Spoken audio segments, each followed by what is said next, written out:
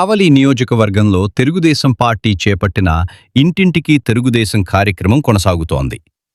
మన ప్రియతమ శాసనసభ్యులు దగుమాటి కావ్య కృష్ణారెడ్డి గారి ఆదేశాల మేరకు కావలి పట్టణంలోని 10వ వార్డులో ఇంటింటికి తెలుగుదేశం కార్యక్రమం నిర్వహించారు. ఈ సందర్భంగా పార్టీ నాయకులు, కార్యకర్తలు ఇంటింటికి వెళ్లి ప్రభుత్వ సంక్షేమ పథకాలు, అభివృద్ధి కార్యక్రమాలను ప్రజలకు వివరించారు.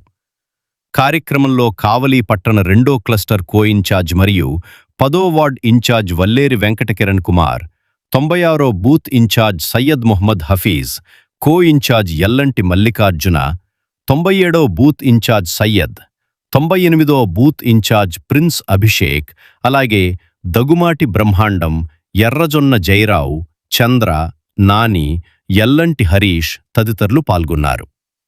ప్రజలతో మమేకమవుతూ పార్టీ బలోపేతానికి కృషి చేస్తామని నాయకులు తెలిపారు.